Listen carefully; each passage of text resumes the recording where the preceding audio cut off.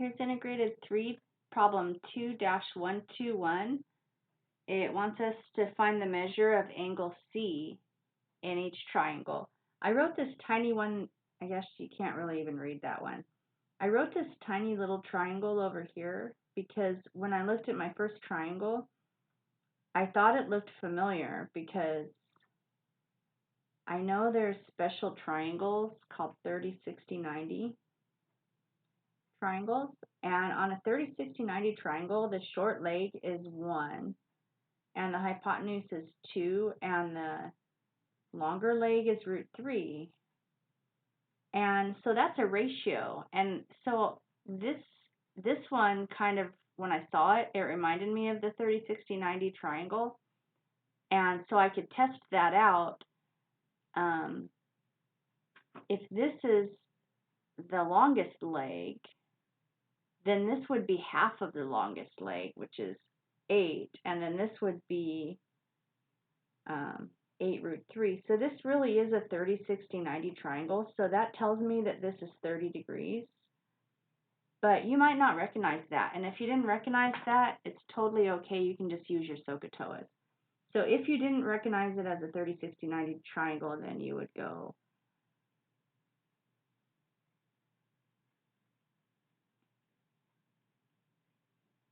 this is sine is opposite over hypotenuse, cosine is adjacent over hypotenuse, and tangent is opposite over adjacent.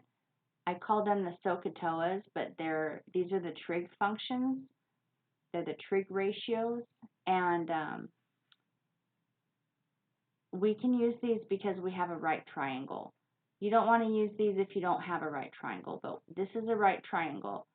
So before I found out what that 8 was, remember it wasn't there in the original problem, the two sides that I have of my triangle are adjacent compared to angle C. We have adjacent and hypotenuse. So I search through my SOHCAHTOAs and find the one with adjacent and hypotenuse, and that's cosine. So then I'm going to set up a cosine ratio. I'm going to say cosine of angle C is equal to adjacent, which is 8 root 3, over hypotenuse, which is 16. You can do fraction math and get rid of this if you want to. I would.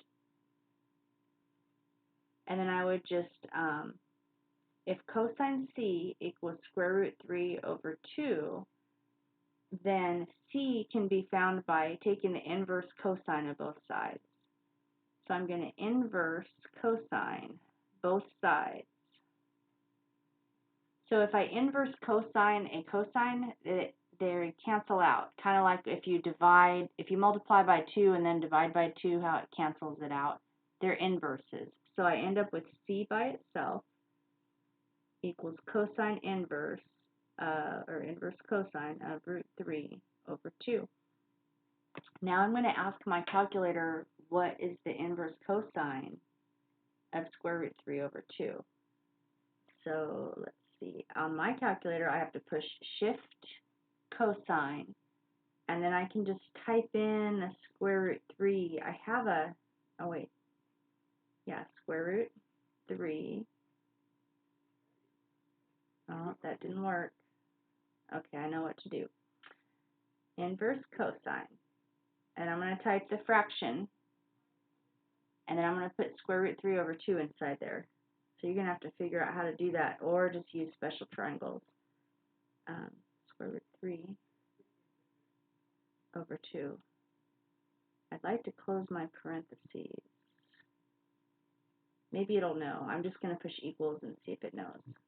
Yeah, and it gave me 30, and I already knew that it was 30 degrees because it's a 30, 60, 90 triangle. On this next one, I think that this is some kind of Pythagorean triple that we have memorized, but we don't memorize the angles of Pythagorean triples, so we're going to have to use our SOHCAHTOAs again on this one.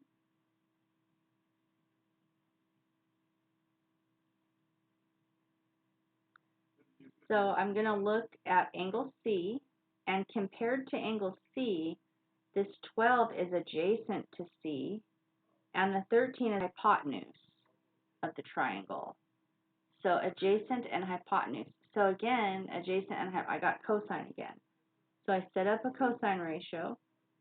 Cosine of angle C is equal to adjacent over hypotenuse, but adjacent is 12, and hypotenuse is 13.